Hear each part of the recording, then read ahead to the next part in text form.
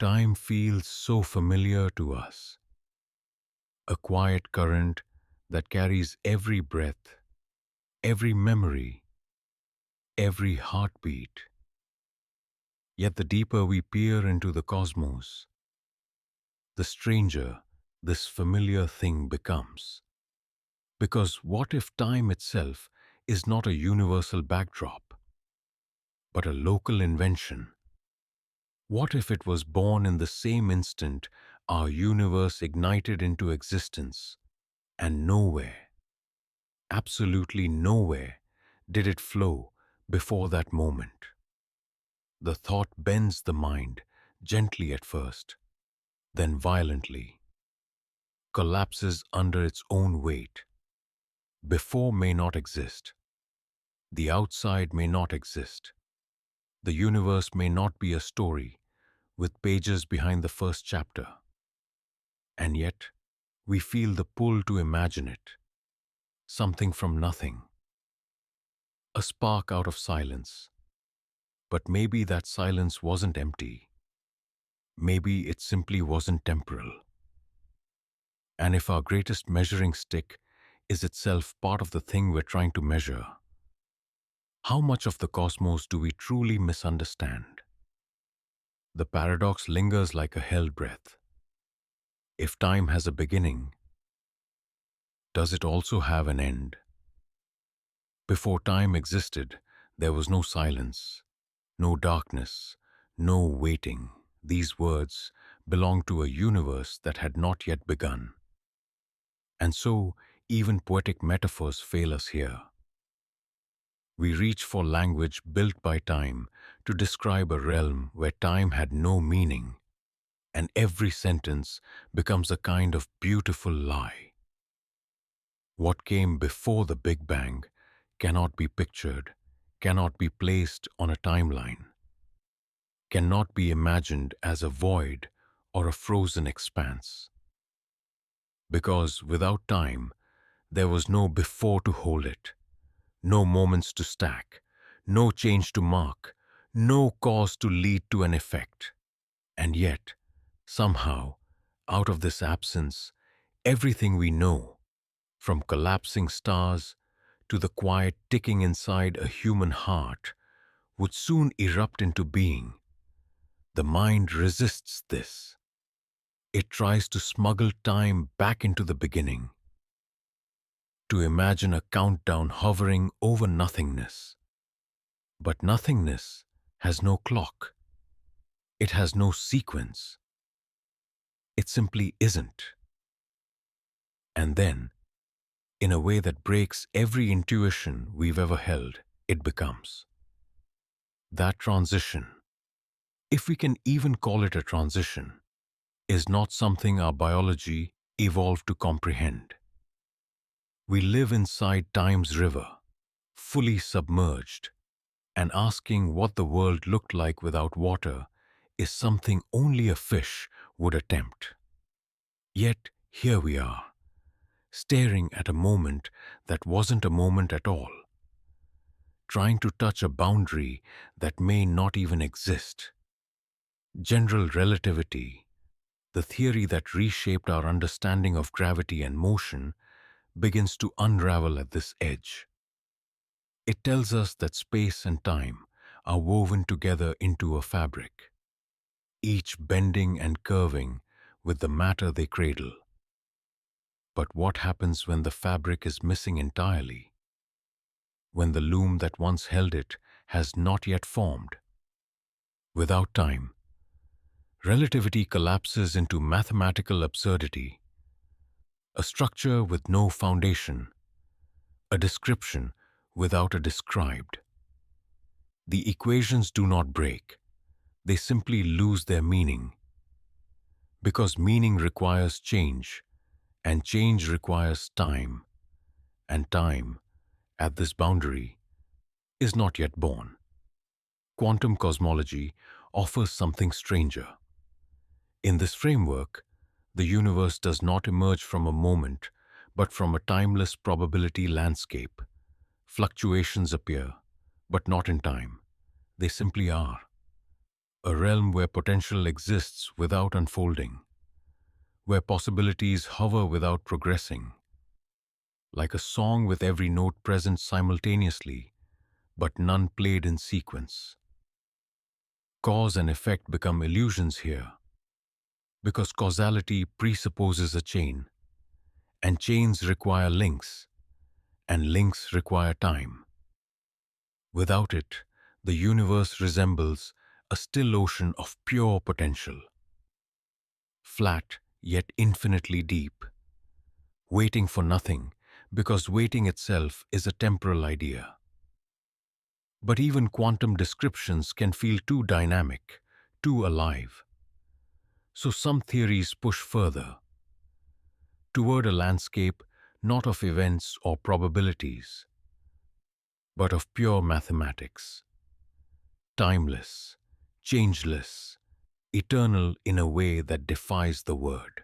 String theory imagines enormous geometric structures, vast multidimensional shapes that do not evolve but simply are. If our universe emerged from such a structure, then its birth was not a cosmic explosion in time, but the blossoming of time from something that never experienced it. A shadow cast by an object outside the realm of shadows. A rhythm emerging from something that has never moved. It is human instinct to recoil, to ask again, but what was happening before all this? What was the universe doing? What existed outside our cosmic bubble? These questions feel natural because they are built into the architecture of our minds. We evolved in a world of days and seasons, patterns and loops. We classify, measure, and predict by dividing our lives into moments. Strip that away, and we stand naked in front of a reality that does not respect our intuition. Without time, nothing changes. Without change, nothing happens. Without happening, the word exist becomes slippery, dissolving between our fingers like smoke. And yet, this impossible state, this absence that is not even absence, must precede everything. Or rather, it doesn't precede it. It is not before, not after, not around. It is a contextless origin, a seed that is not a seed, but the quiet condition that allows something like seeds, stars, space, and life to eventually emerge. The transition from timelessness to time is the true miracle, the real creation myth, hiding underneath scientific equations and philosophical metaphors. Because how does something that does not flow suddenly begin to flow? How does a universe with no clock create the first tick? Consider the emotional weight of this. We are creatures who anchor our existence to duration. We mark beginnings and endings, celebrate birthdays, mourn losses, watch years accumulate like dust on a distant shelf. Yet the universe we inhabit began in a realm where none of this was possible. A place where nothing was born because birth required a timeline. A place where nothing died because death needed a moment to land on. And still, from this impossible non-place, the entire story of everything emerges. There is unease in this thought, a drifting sensation, as if the ground beneath all reason is dissolving. But there is wonder too, because if the universe did not erupt from time, but rather into it, then time is not the stage on which the play unfolds. It is part of the cast. It is a character with its own beginning, its own role, its own journey. And every second we experience is a small echo of that original emergence. We do not live in an eternal ocean of time. We live inside a young river, just billions of years old, still carving its course through the bedrock of existence. This leads us toward a quiet realization, one that reshapes every philosophical question we have ever asked. Maybe before the Big Bang is a broken question because it presupposes something that did not exist. Asking what happened before time is like asking what lies north of the North Pole. The direction loses meaning once you reach the boundary that defines it.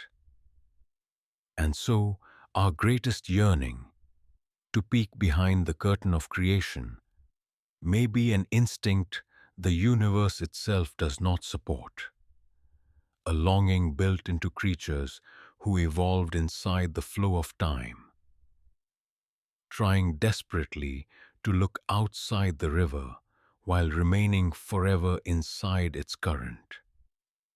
But if time had to be born, then something or some condition must have allowed that birth. Not a force in the temporal sense, not an event in the ordinary way, but something more abstract, more foundational, more mysterious. The absence that somehow gave rise to becoming. The timeless ground from which time first rose like a fragile flame. Time had to be born, but what force could give birth to it? In the first fraction of a second after the universe came into being, reality did something extraordinary. It began, not slowly, not gradually, but in a sudden awakening, so brief that the human mind can barely comprehend it. The moment we call Planck time, 10 to the power of minus 43 seconds, is the first place where the word moment has any meaning at all. Before this sliver, there was no sequence, no duration, no ticking of any cosmic clock. But here, in this unimaginably small window, time takes its first breath. It is not yet the river we know, not yet the smooth current that carries galaxies and lifetimes, but a newborn flicker, raw and unstable, trembling on the edge between existence and nothingness. The universe at this instant is not a place. It is a storm without shape, a sea of quantum turbulence where energy and geometry twist violently into and out of being. Space itself is grainy and foaming, a boiling arena where the rules of physics have not chosen their roles. Everything we now consider fundamental, gravity, electromagnetism, the nuclear forces, exists only as potential, buried inside a symmetry so perfect it is indistinguishable from chaos. Yet inside this chaos lies the seed of order. Somewhere within this flickering haze, the arrow of time is preparing to ignite. Not because something wills it, but because the universe cannot remain perfectly symmetrical forever. Perfect symmetry is delicate, and the slightest imbalance, the tiniest quantum tremor, can shatter it into the ingredients of a structured cosmos. When that symmetry breaks, reality changes forever. Suddenly, forces differentiate. Gravity steps aside from the others, weakens, and expands its influence across the emerging fabric. The strong force clamps down to hold quarks together. Electromagnetism takes on a life of its own, prepared to sculpt atoms billions of years in the future. Each division creates new possibilities, new directions, new ways for the universe to evolve. And in the splitting of these primal forces, time, real, flowing, directional time, starts to gain meaning. Because once symmetry breaks, the universe is no longer the same from one moment to the next. Change has entered the story, and change is the heartbeat of time. In this early epoch, temperatures are so extreme that matter cannot exist in any recognizable form. Quarks and gluons dance freely in a superheated plasma. Energy density is immense, so high that any attempt to imagine it turns into metaphor. Hotter than a trillion suns compressed into a single whisper of existence. But metaphors at least give us something to hold. What truly happened is stranger still. Space wasn't expanding into anything. Rather, space itself was materializing, stretching, multiplying, weaving the first threads of distance and direction. The universe didn't explode outward. It unfolded from within, like a fire blooming inside its own spark. As the universe expands, even this violent chaos begins to thin. Turbulence softens, quantum fluctuations settle into patterns, and with each fractional tick of the cosmic clock, the universe grows more stable. Yet stability brings its own transformation. For the fabric of space-time, now freed from the impossible density of the Planck era, begins to stretch at a rate that defies imagination. This is cosmic inflation, a phase so brief and yet so powerful that it enlarges the universe by a factor so enormous that the numbers become meaningless to intuition. Inflation happens in a breath, a single breath. And in that breath, the universe grows from smaller than a proton to larger than entire regions of the cosmos we can observe today. Space doesn't merely expand, it accelerates, racing faster than light, not breaking the cosmic speed limit, but rewriting the domain in which that limit applies. Time, too, stretches along with it, drawn across the expanding fabric like a newborn thread pulled taut. In this stretching, the arrow of time becomes more pronounced. Its direction becomes clear. The universe gains a sense of forwardness, the feeling that it is heading somewhere rather than simply existing. The quantum fluctuations trapped inside this inflating space are magnified as well. Ripples on the smallest scales balloon into cosmic fingerprints, shaping everything that will one day become galaxies, stars, and planets. These tiny imperfections become the scaffolding of structure. Without them, the universe would remain a smooth, featureless fog. Instead, inflation locks in the seeds of every future landscape. Mountains, oceans, night skies. the lights that civilizations will gaze upon billions of years later. All of them are encoded in these first trembling wrinkles of energy. And beneath all of this, time continues to thicken, gathering rhythm, gaining weight. What began as a flicker is now a flow. What began as a possibility is now a rule. The universe is learning how to change. It is learning how to age. And aging, in a cosmic sense, means cooling. Not cooling like a warm room in winter, but cooling as a grand release of pressure, a settling into form. With every microsecond, the expanding universe opens more room for energy to spread out. And as it spreads, the violence of the early chaos diminishes. From the fading roar of quantum creation emerges something quieter, something that resembles order.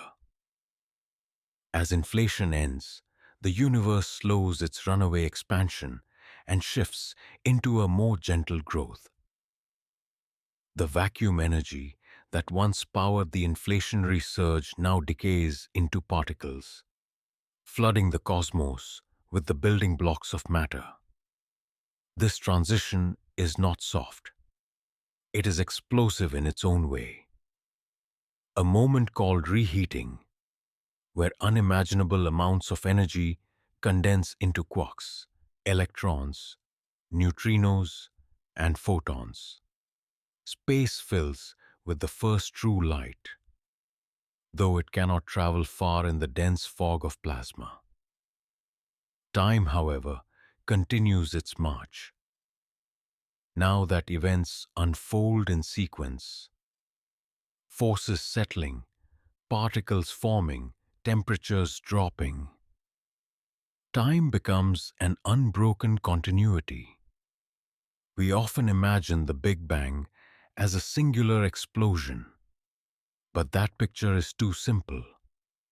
The real story is a cascade of emergent properties, a universe learning its rules as it undergoes them, a cosmos that begins with no law but grows into a tapestry of laws so precise they later give rise to chemistry, biology, thought.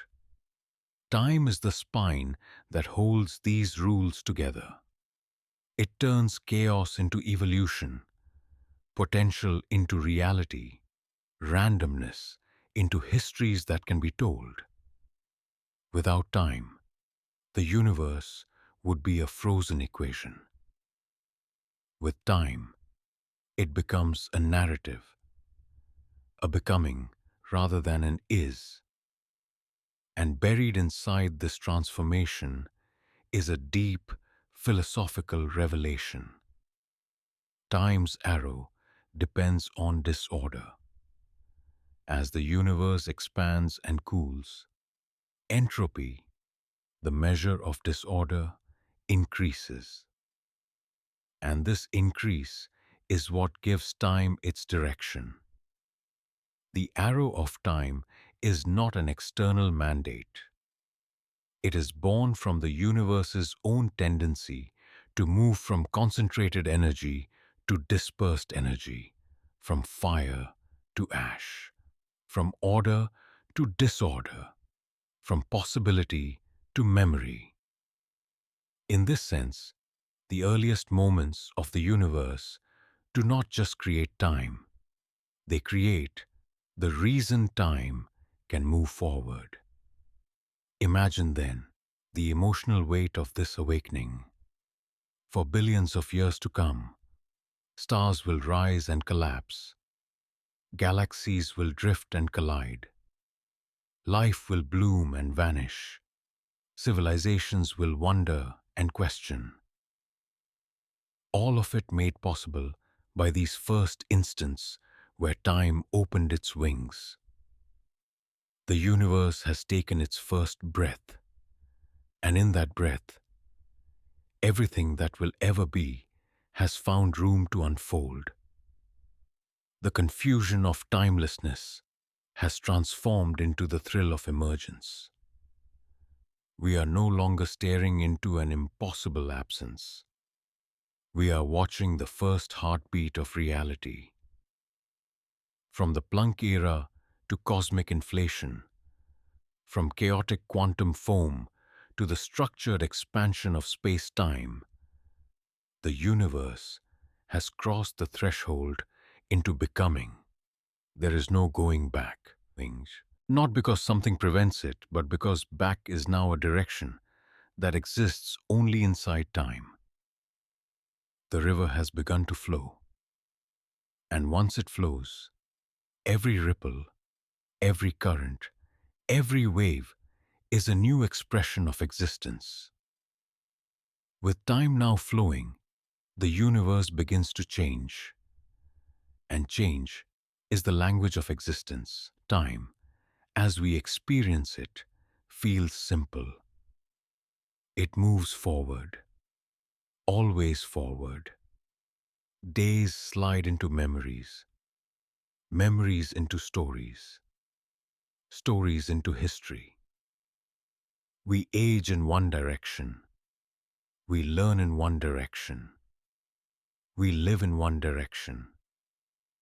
Yet beneath this familiar flow lies one of the deepest mysteries in all of science.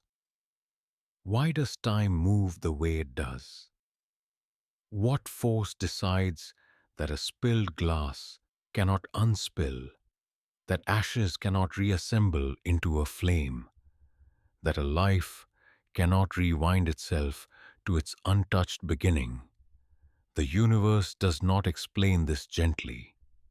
Instead, it reveals a truth both unsettling and elegant: that time's arrow is not imposed upon reality from the outside. It rises from within, born from the way disorder grows as the cosmos unfolds.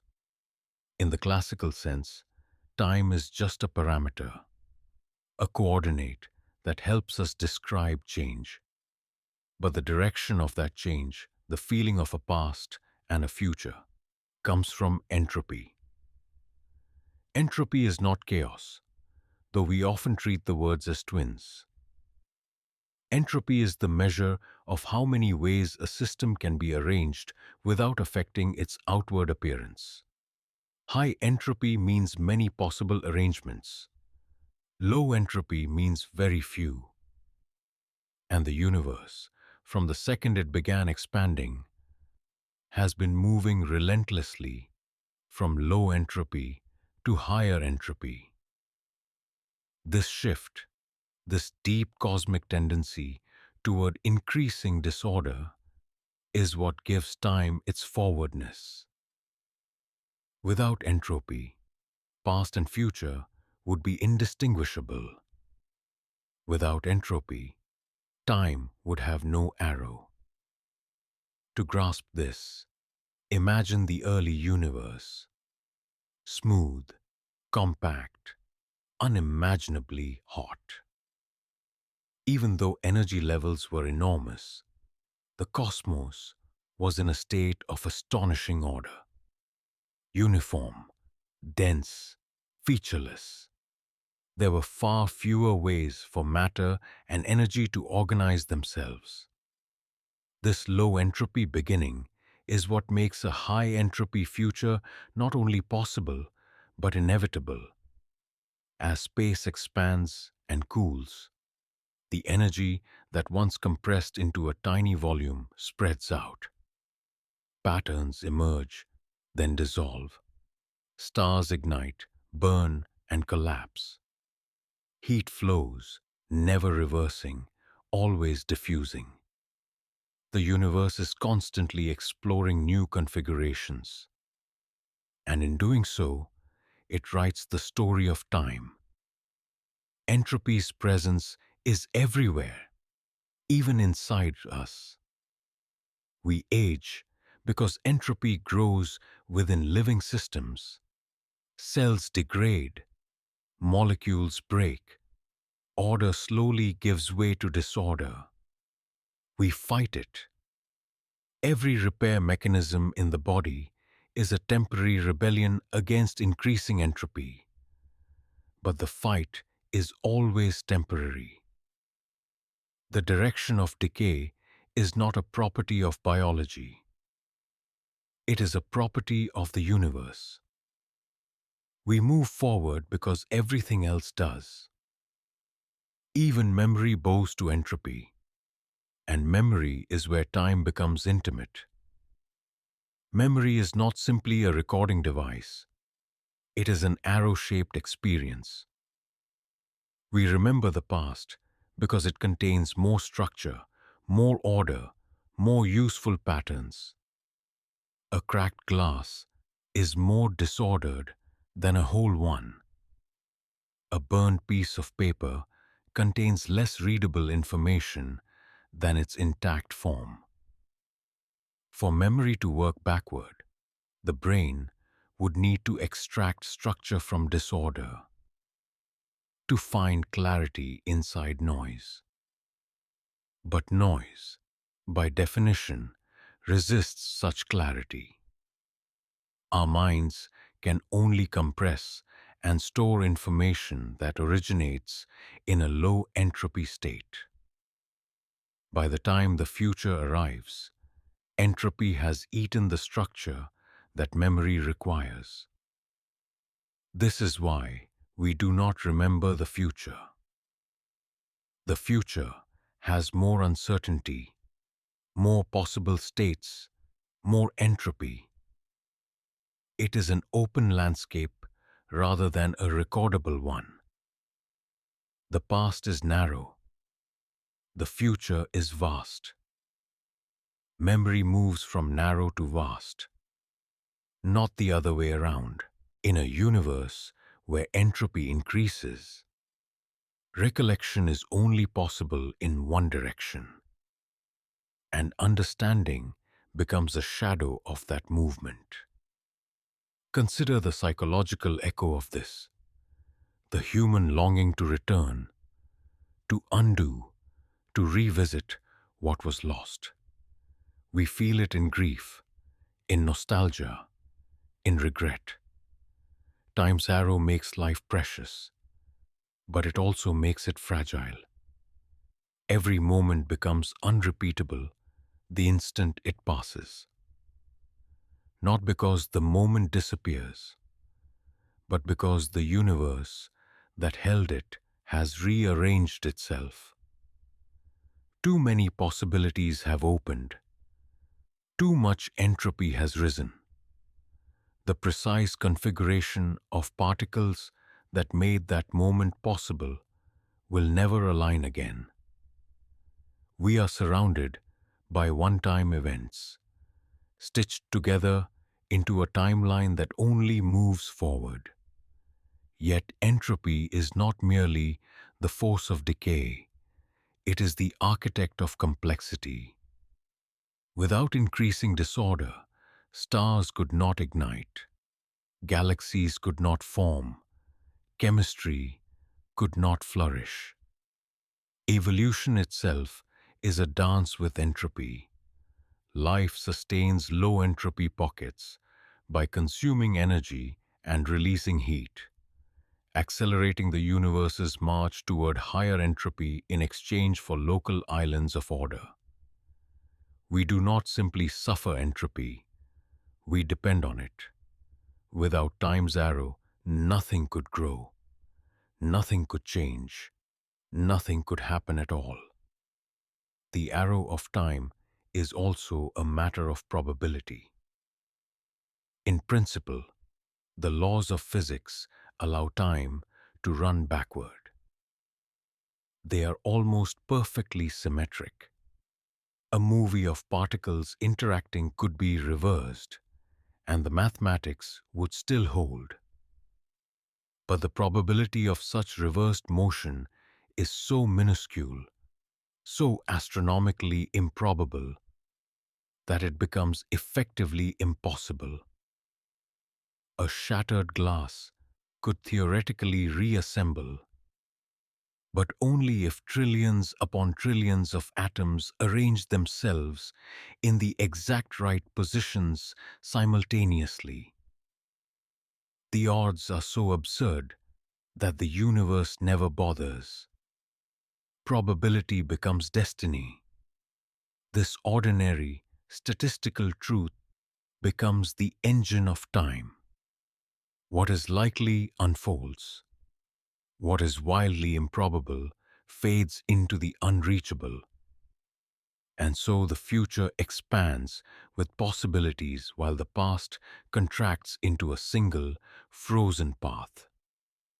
The now, the thin line we inhabit, becomes the transition point between what has already collapsed into certainty and what still sprawls across the field of potential.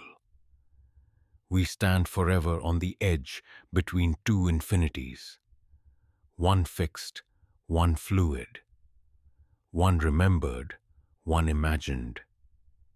In the human experience, this subtle balance becomes emotional. We sense that life accelerates as we age because entropy affects our perception of duration. Familiarity compresses time, novelty expands it. The more predictable our days, the faster they vanish behind us. The more structured the world around us, the more vividly we recall it. Entropy is not just a cosmic principle. It shapes our psychology, our choices, our sense of meaning, even grief. The ache of irreversible loss is a byproduct of entropy. The past becomes unreachable, not because it is distant, but because the universe moves away from it at every moment. Yet there is beauty in this one-way flow. Time's arrow allows stories to exist. It allows evolution to sculpt possibility into form. It allows stars to burn and planets to cool and consciousness to arise from chemistry. Time's direction is not a prison. It is a canvas. Without entropy, nothing would decay, but nothing would form either. We live in a universe where the forward flow of time is the very mechanism through which structure, meaning, and life emerge. Still, the mystery remains. Why did the universe begin in such a low entropy state? Why was the starting point so exquisitely ordered when it could have been a chaotic soup of maximum entropy? This question haunts cosmology. It suggests that the arrow of time was not an accident, but an intrinsic feature of our cosmic birth. The universe began pointed, directed, ready to unfold, and from that improbable beginning, every second since has been a consequence. As we navigate our lives, losing moments, gaining memories, watching the future come toward us and the past retreat, we are in some sense reenacting the universe's earliest tendencies. We flow forward because the cosmos flows forward. We age because stars age. We remember because entropy allows direction. And the thinness of now, the fragile edge we inhabit, is not a flaw. It is the shape of existence itself, a balance between what is determined and what is still possible. But this raises a quiet question, one that lingers at the boundary between physics and philosophy. If time's arrow arises from the expansion of our universe and the growth of entropy within it, what happens outside? If time flows forward inside our universe, would it flow at all outside it? Time has always felt like the most unquestionable part of our existence, a steady current, a quiet unfolding, a motion we never see but always feel. We trust it the way a child trusts the rhythm of breathing, constant, dependable, invisible, until something disrupts it. But in the early 20th century, Albert Einstein shattered that innocent trust. He showed the world that time is not the universal heartbeat we believed it to be. It bends, it slows, it stretches, it responds to gravity and speed like a living fabric, soft in some places, taut in others. And in doing so, he invited us into a deeper, stranger understanding that perhaps time is not flowing at all. Perhaps the river we believe we're drifting through is actually a landscape, still complete, eternal, and we are the ones who move. To grasp this, we start with relativity. Imagine two clocks. One sits peacefully on Earth, the other is hurled into orbit, racing around the planet at incredible speed. When the orbiting clock returns, it has ticked fewer seconds than the clock on the ground. Not because it malfunctioned, not because anything interfered with its gears, but because time itself slowed for it. Velocity changes time. The faster you move relative to someone else, the more your seconds stretch. To the orbiting clock, nothing unusual happened. It felt its own time pass normally. But from Earth's perspective, its timeline lagged behind. Two beings, two different flows. Now imagine a clock placed near a black hole. The immense gravity warps space-time so aggressively that time becomes distorted. Stand far away, and you watch the clock slow to a crawl. Hover at the edge, the event horizon, and time for you nearly freezes compared to the outside world. A minute for you could be decades, centuries, or millennia elsewhere. Gravity sculpts time into curves and gradients, as if it were clay. Speed and mass, velocity and gravity. These are the sculptors of the temporal world.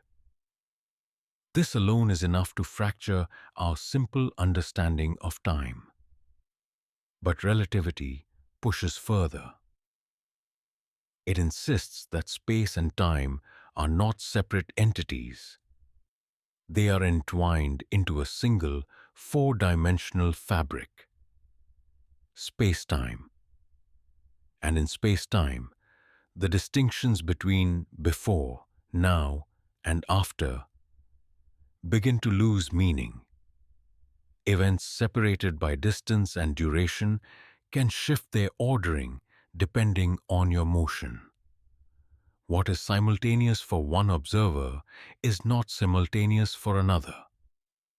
The universe has no universal clock, no cosmic metronome that sets the tempo for all existence. Time is local, elastic, deeply personal. But relativity's strangest gift is this. Once space and time merge into space-time, something astonishing emerges. The universe appears not as a flowing story, but as a structure, a complete, unchanging geometry in which every event already exists. Your birth, your death, the journeys of galaxies, the last rays of the last star. All moments are fixed within the fabric. They do not come into being or fade away. They simply are. This is the block universe. In the block universe, the passage of time is an illusion born from consciousness. There is no moving spotlight sweeping from past to future. Instead, we are like travelers, walking through the pages of a book that already contains every chapter. The past is not gone. The future is not waiting. Both are as real as the present. Our sense of now is just the page we happen to be reading. This idea is unsettling because it challenges our deepest intuitions. We believe memories fade behind us and possibilities stretch ahead. We imagine the universe as a film reel unwinding frame by frame. But the block universe tells us there is no real unwinding. The entire film exists all at once. Every frame, every moment, every heartbeat, even the moments we have not yet lived, are written into the structure of space-time, waiting for consciousness to arrive at them. If this is true, then time does not flow forward. We do. Einstein himself hinted at this unsettling truth. When his lifelong friend Michel Besseau died, Einstein wrote a letter saying that Besseau had preceded me in departing from this strange world a little before me. But that means nothing. A stubborn illusion. But if time is an illusion, why do we feel so strongly that it flows? Why do we experience a moving now? The answer lies in consciousness. Our brains organize information in a linear sequence because it is metabolically efficient and evolutionarily useful. Memory stores what has already happened. Imagination models what may happen. Awareness stitches these together into a sense of continuity. But the stitching is internal. The flow is a story our minds create to navigate existence. This does not mean the story is wrong. Stories hold truth even when they are not literal. But it does mean that the universe itself may not share our preference for sequential unfolding. We are time-bound creatures living in a timeless landscape. Our minds slide through space-time like a spotlight moving across a painting, illuminating moment after moment, giving the impression of motion where none exists. Relativity reinforces this. Imagine a long road stretching into the horizon. Different observers, moving at different speeds, will slice that road into now in different ways. One traveler may claim two distant events happen at the same moment. Another, moving differently, will say they do not. This means the present is not a universal slice of reality. It is an artifact of perspective. This alone is enough to shift our understanding of identity. If all moments exist, then every version of you, the child you were, the elder you may become, is equally real within the block. Your consciousness simply hasn't reached some pages yet, but they are there, waiting, written, complete. The future version of you is not imaginary. It is sitting in space-time like a mountain waiting to be climbed. The past you is not gone. It is a valley forever preserved in the cosmic terrain. And this raises a terrifying, liberating possibility. Free will, as we experience it, may not be an absolute freedom, but a felt experience created by moving through a predetermined structure. We feel as though we choose, and perhaps on some level we do. But those choices too may already exist in the block. From our limited perspective, they unfold. From the universe's perspective, they simply are. But this does not diminish the meaning of living. If anything, it enhances it. We are participants in a cosmic masterpiece, exploring it from the inside, chapter by chapter. Our consciousness is not the author of the book, but the reader discovering its depth. And discovery is its own form of freedom. Yet, the philosophical shock of the block universe is not merely that everything exists. It is that nothing moves. Time does not pass. Change does not occur. These are sensations rooted in perception, not properties of the cosmos. And if the flow of time is an illusion inside the block, a feature of minds that inhabit the universe rather than a feature of the universe itself, then suddenly a profound question arises. Where does time truly exist? If time is woven into the fabric of our universe but does not genuinely flow, then perhaps the entire phenomenon of flowing time, the sensation of before and after, the feeling of a moment slipping away, is not a cosmic fact, but a local condition, a property tied to the geometry of our particular space-time, an illusion that only arises within a universe like ours. Outside this cosmic block, beyond our space-time, beyond the structure that contains every moment we will ever know, what becomes of time? If the block is complete, then nothing outside it changes. Nothing begins, nothing ends. Perhaps there is no outside at all. Or perhaps what we call time exists only in universes like ours, universes with entropy and expansion and memory-bearing consciousness, universes with arrows and illusions and stories. Because if all of time is already laid out, if past and future coexist in a vast cosmic tapestry, then the movement we feel so intimately is not the universe flowing around us. It is us gliding through the block, page by page, moment by moment, carrying the illusion of motion with every step. Perhaps time doesn't move. Perhaps we do.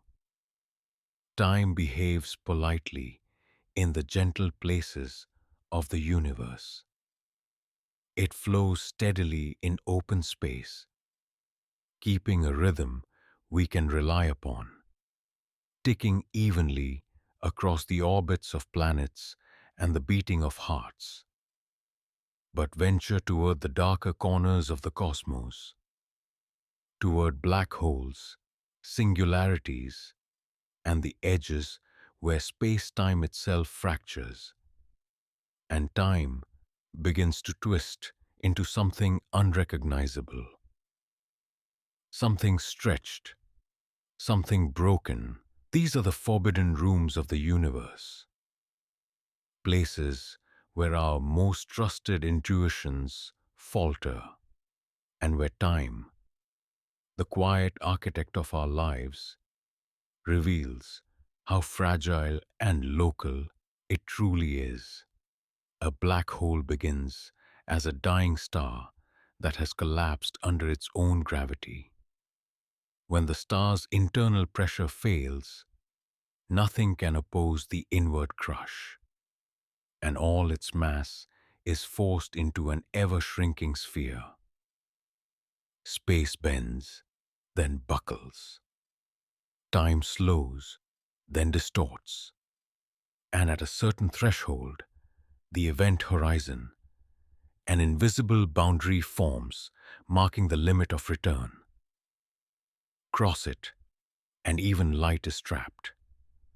But something subtler and more haunting happens at this boundary.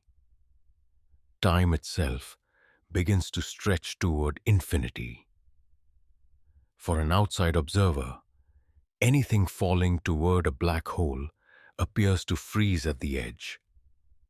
A star, a rock, a spacecraft, a person, their final moments smear in time, slowing endlessly, but never quite finishing the fall. The clock outside watches the clock inside struggle, lag, fade. From afar, time at the event horizon nearly stops. But for the one who falls in, nothing unusual happens at first. Their time proceeds normally. Their heartbeat doesn't slow. Their thoughts don't stretch. Yet, in a cruel twist of perspective, the rest of the universe races ahead. The faller dives into a future they can't witness, while the universe outside ages eons in an instant. This distortion deepens as one approaches the singularity, the ultimate collapse point at the black hole's center, where density becomes infinite and known physics cannot survive. Our equations break here. They don't merely misbehave, they lose meaning altogether. Time and space swap roles. Trajectories fold into inevitability. The singularity is not a place so much as a boundary, a point beyond which the very definition of time ceases to apply. Inside a black hole, falling inward is not a choice. It is as compulsory as moving forward in time outside. The inward direction becomes the future itself. You cannot stop moving toward the singularity because, in a sense, it is your future. And when you arrive, future ends. Or perhaps the future never existed there to begin with. This raises a disturbing question. Does time end inside a singularity? Or does time simply fail to exist in the way we understand it? Does the breakdown suggest annihilation of time, or the limits of human mathematics? General relativity predicts one thing with brutal clarity. A singularity is a rupture in the fabric of space-time, a place where curvature becomes infinite, where duration fails. But quantum gravity, the unbuilt bridge between relativity and quantum mechanics, whispers that there might be more. That space-time may not truly collapse, but instead transform. That a singularity may hide a deeper geometry, something smoother, finite, perhaps cyclic. Loop quantum gravity imagines space-time as woven from tiny loops, like atoms of geometry. In this view, singularities dissolve. The loops resist infinite compression, creating a bounce, a rebirth rather than a breakdown. Time may not end but flip, reverse, recycle. The death of one universe may ignite the birth of another. But this is only speculation. We have no window into a singularity, no experiment that can test the theories. We stand outside the locked room, hearing echoes we cannot interpret, building models from shadows. String theory offers another possibility. Singularities may be gateways to other dimensions, other brains, other universes resting within a higher dimensional landscape. In this picture, what we call a singularity is just a pinch in the geometry, a fold in the cosmic sheet. Time, instead of ending, might slide into another form, one we can neither measure nor imagine from our limited three-dimensional vantage point. But whether time ends or transforms, the message is the same. Time is not universal. It is not absolute. It is not guaranteed. In the heart of a black hole, time becomes fragile, malleable, and finally, incomprehensible. The boundaries of space-time challenge time as well. Consider the hypothetical end of the universe. If expansion accelerates indefinitely, galaxies will drift so far apart that even light cannot cross the void between them. The cosmos will cool, dim, thin. Stars will die. Black holes will evaporate. What remains will be particles scattered across a horizon of near nothingness. Time here becomes directionless, meaningless. With no gradients, no heat flows, no structures to evolve, entropy reaches its maximum. The arrow of time dissolves. Change becomes rare, then impossible. The universe enters a cosmic freeze where moments lose their edges. At the opposite extreme lies the Big Crunch, the mirror of the Big Bang. If gravity eventually overpowers expansion, the universe will contract. Galaxies will collide. Temperatures will rise. And eventually, everything will collapse toward a future singularity. In this scenario, time accelerates as densities increase. The end of the universe becomes a mirror of its beginning, a place where the rules unravel, where durations shorten to zero, where the distinction between past and future erodes. There is a haunting symmetry here. At the birth of our universe and at its potential death, time becomes thin, unstable, undefined. It is not the eternal stage we imagined, but a temporary condition, fragile, local, bounded by cosmic circumstances. Time may exist only under certain conditions, emerge only when space-time is smooth enough, stable enough, ordered enough. Outside those conditions, whether at singularities or the far reaches of cosmic evolution, time may falter or fall silent entirely. And black holes, the most extreme laboratories of physics, reveal something even darker. The universe protects its deepest secrets by destroying time itself where the truth lies. We cannot see beyond the event horizon. We cannot witness the singularity.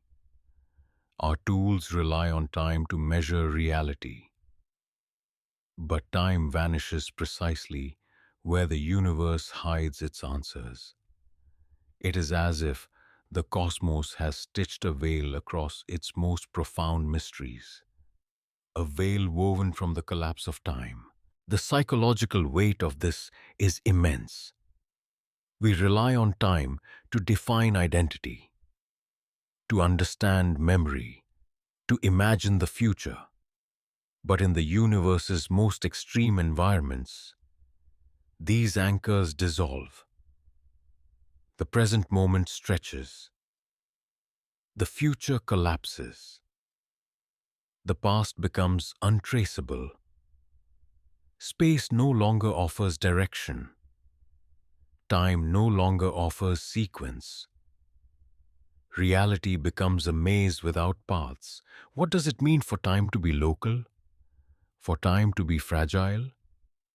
For time to exist only because the universe is gentle enough to permit it? It means that time might not be a universal property of existence, but a phase, like liquid water, present only under specific conditions. Too much gravity, too much curvature, too much compression, and time solidifies into something unrecognizable or disappears entirely. Too little structure, too much entropy, too much expansion, and time evaporates into stillness. We live in the cosmic middle ground where time can flow. A narrow band, a narrow mercy. A place where neither collapse nor emptiness dominates. A place where clocks tick, hearts beat, memories form, only because the universe happens to balance between extremes. Time is not guaranteed. It is allowed. And if time collapses at the edges, inside black holes, at cosmic singularities, in the far future where entropy conquers everything, then the thing we call time may truly be a temporary privilege of our cosmic bubble, not a feature of reality at large, a faint flicker between two vast shadows. If time collapses at the edges, what lies beyond? Beyond the edges of our universe, the questions we ask begin to lose their shape.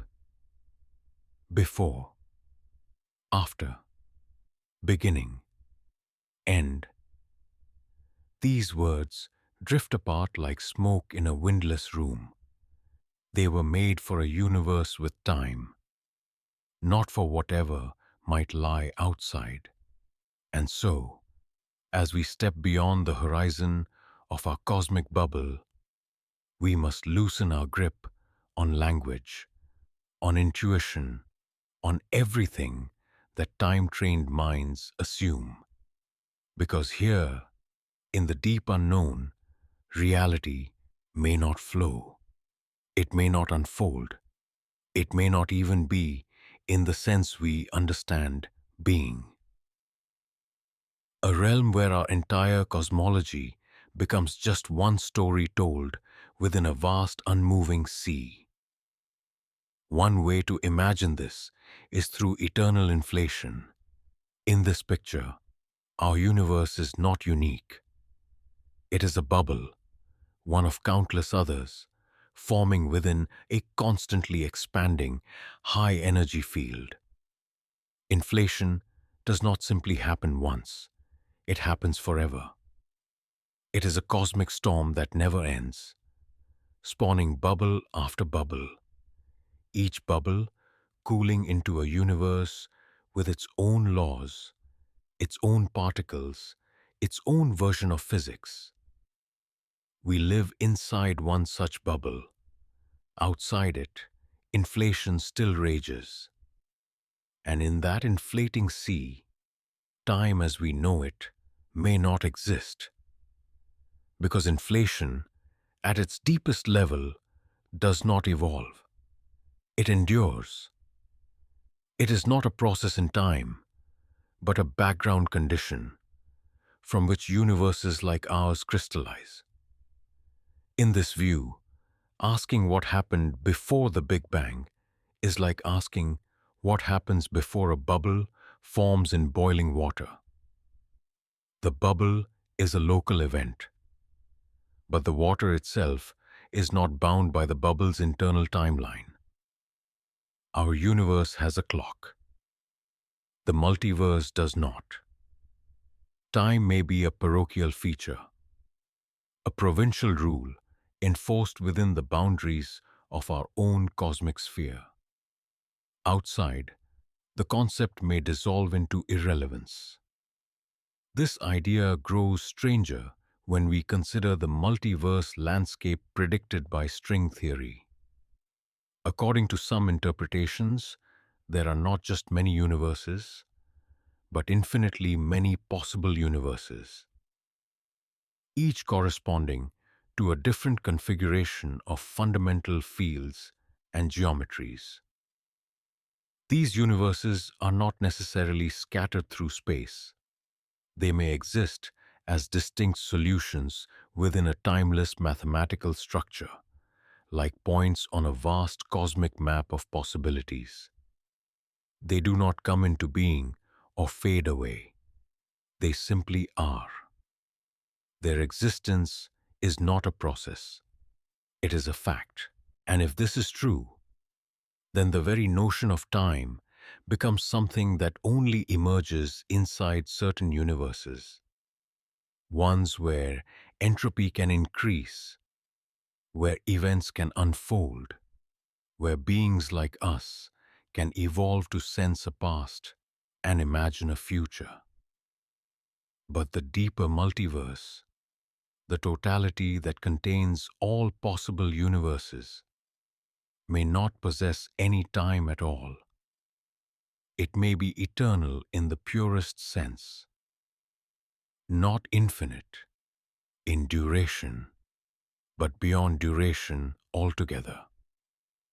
Now imagine brain cosmology, another radical idea from higher dimensional physics.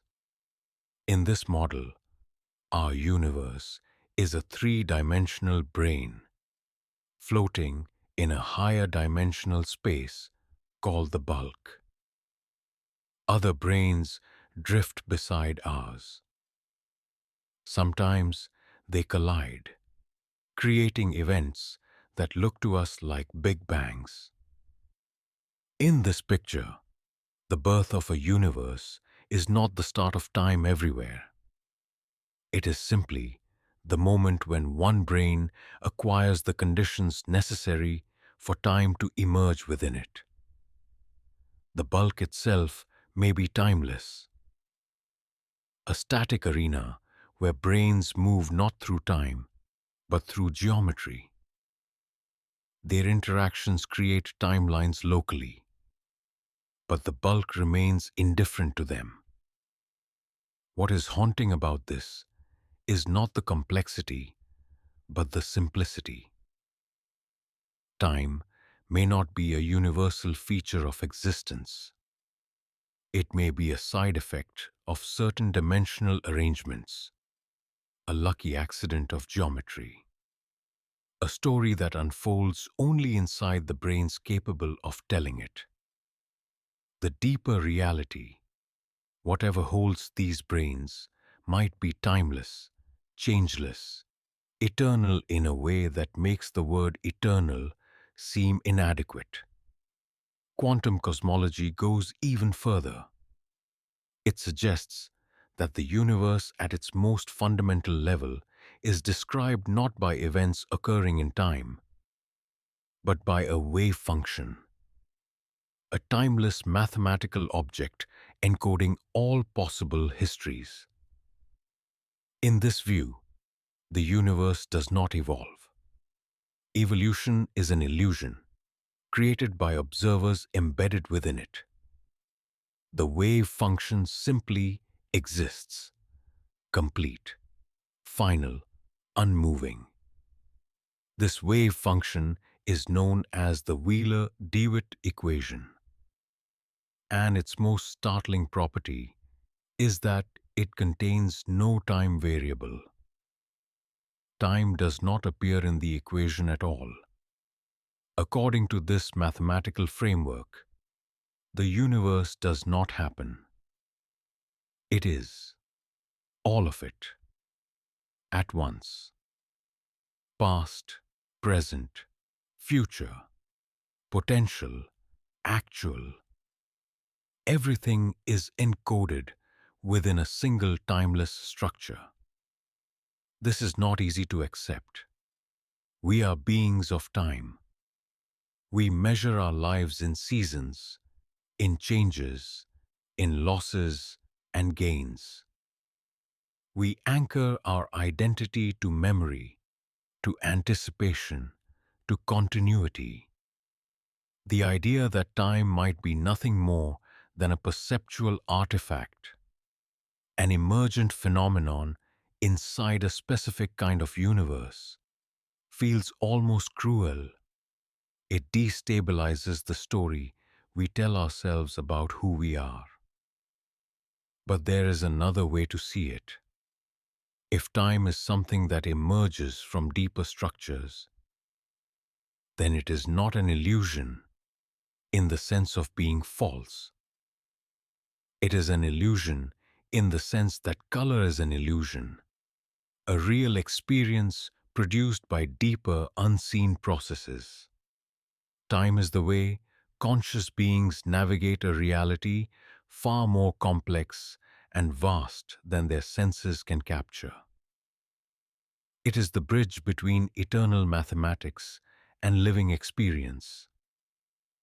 It is the language that the universe uses to translate its underlying stillness into the motion we call existence. Consider, then, the possibility that the ultimate reality is pure mathematics, timeless, perfect, unchanging. In this realm, nothing happens because nothing needs to happen. All truths simply exist. All symmetries hold. All structures are present. Mathematics does not flow. It does not grow or decay. It simply is. And if our universe is a physical expression of one of these mathematical structures, then time is the narrative that arises inside the structure, not outside it. This is not a demotion of time.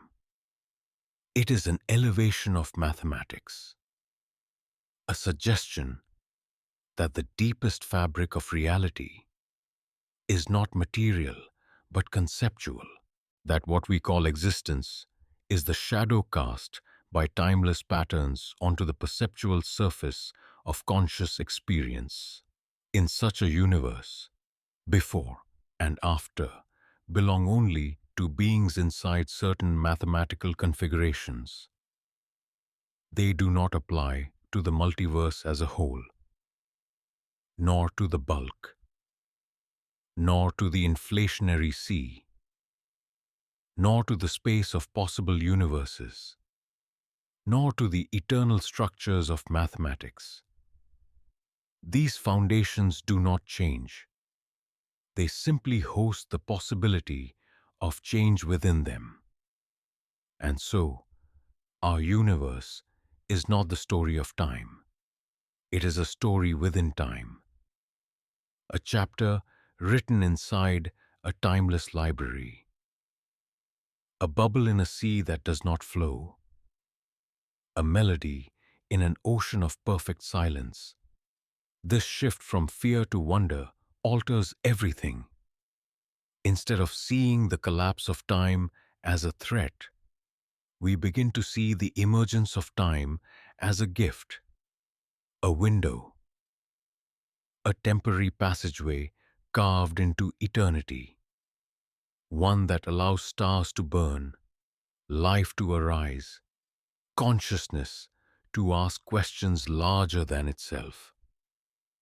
But this gift comes with a final, haunting question, one that stands at the cliff where science meets philosophy. If time is not fundamental, if it exists only inside universes like ours, if the deeper reality is a timeless mathematical realm, then the story of time must be told from within, by something inside the universe, something that experiences it, something that moves through the timeless structure and generates the sensation of flow. If time is only a story inside our universe, who is telling it? For all the cosmic strangeness we've explored, the birth of time, the stretching of seconds near black holes, the timeless landscapes of the multiverse, there is a quieter frontier where the mystery becomes personal. Because even if time is fragile, local, or illusory at the deepest levels of physics, here on Earth, it feels impossibly real. We feel it in our bones, in our memories, in the soft erosion of childhood faces, in the weight of every decision we cannot take back. Time is not just something the universe does. It is something we experience, and in that intimate experience, a new question emerges. Is time shaping us, or are we shaping time?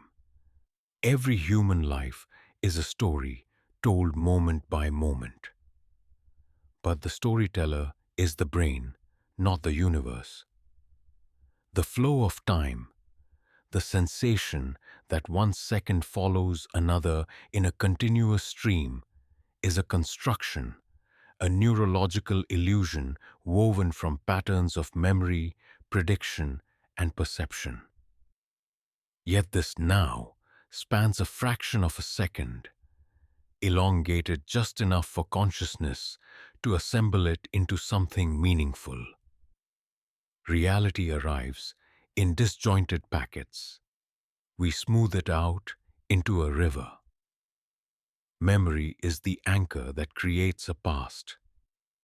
Without it, there would be no narrative, no identity, no sense of having lived yesterday or the day before. People with certain types of amnesia exist in a world without continuity. For them, every moment is a beginning. Without memory, time cannot flow, because flow requires a direction, and direction requires a trail. The past is not something the universe provides. It is something the mind reconstructs. But anticipation is just as important. Our brains are prediction engines. They constantly simulate possible futures, generate expectations, and adjust behaviors accordingly. This machinery is what gives the future its shape. Without anticipation, the future would feel as empty as an unmarked horizon. Meaning emerges not just from what we remember, but from what we imagine.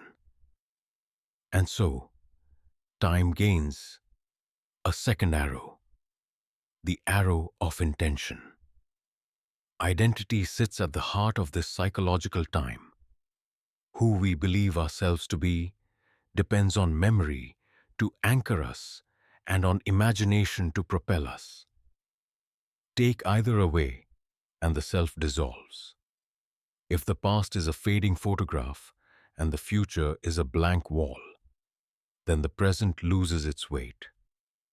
We need a sense of before to understand who we were, and a sense of after to understand who we might become.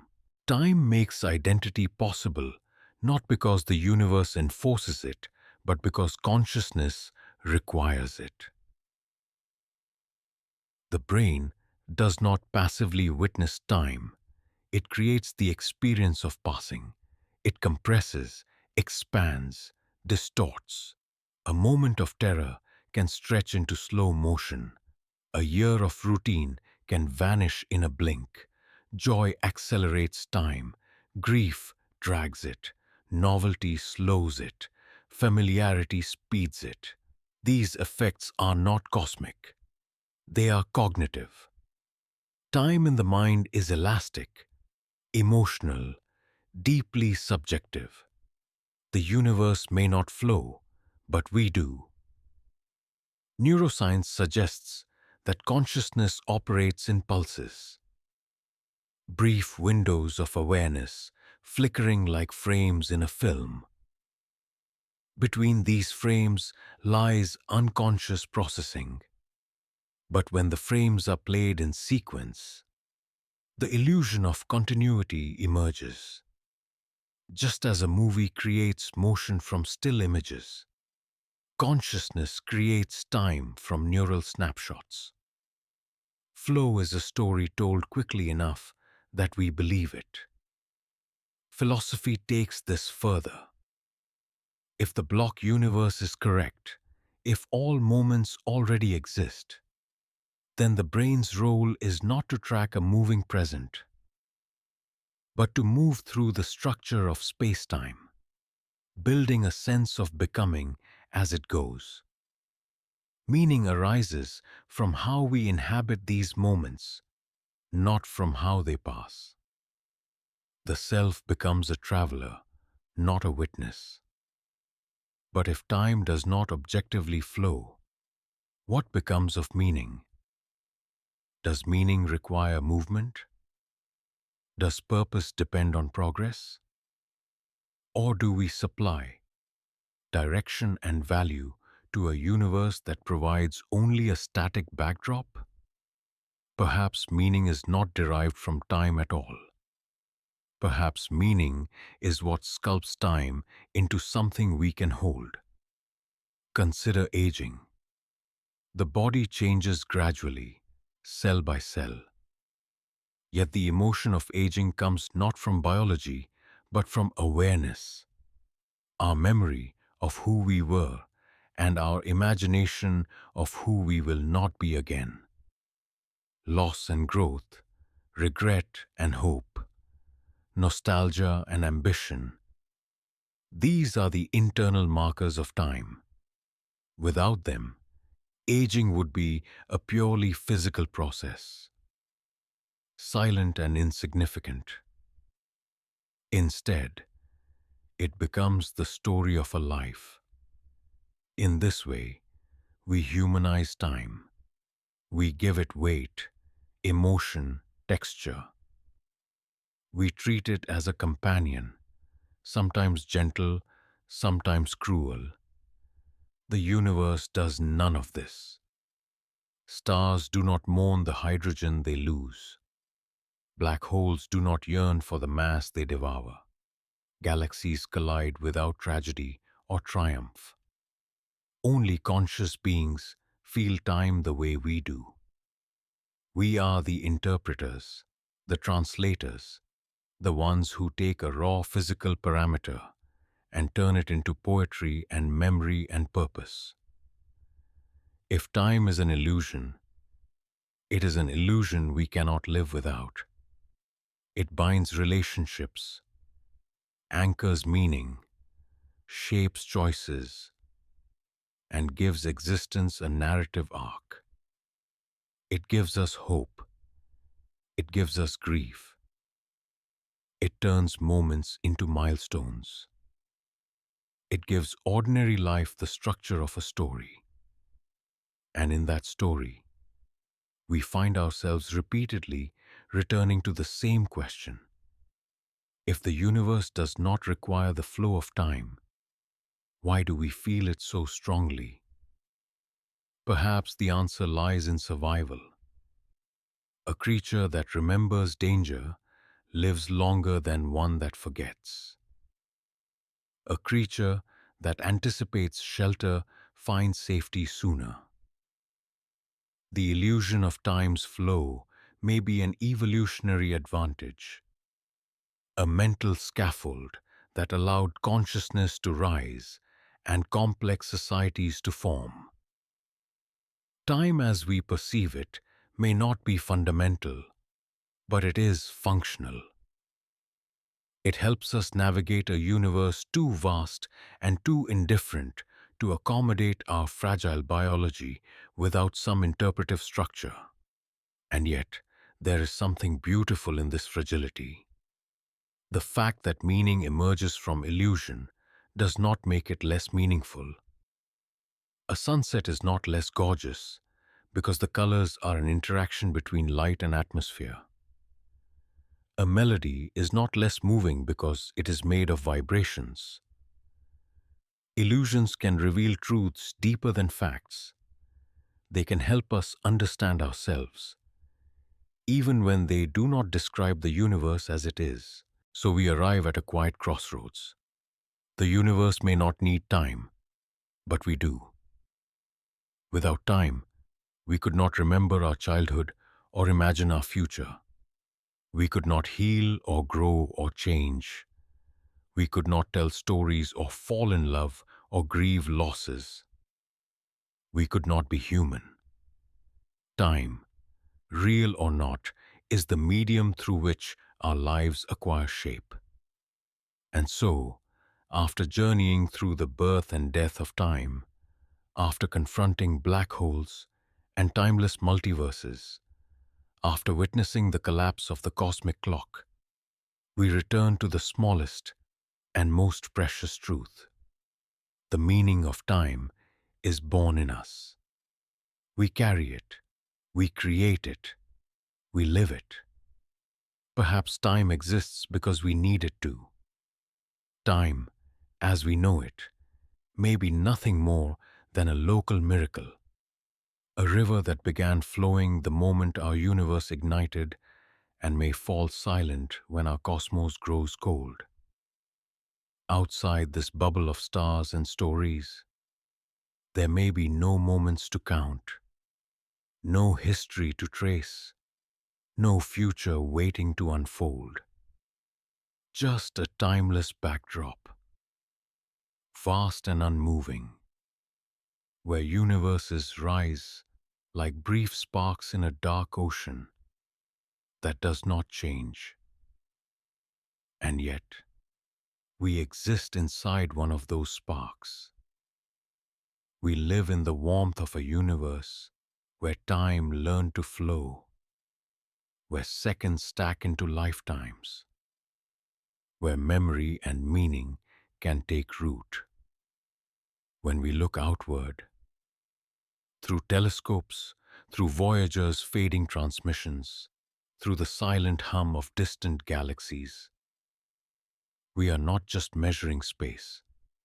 We are measuring our place inside a temporary stream of becoming, a stream that did not exist before us and may not exist beyond us. And strangely, there is comfort in this. To live inside time is to live inside motion, growth, transformation. The fragility of time gives every moment its weight. If time is only ours, then so is the beauty we find within it. The universe does not create meaning through its timelines. We create meaning as we move through them. We are not contained by time.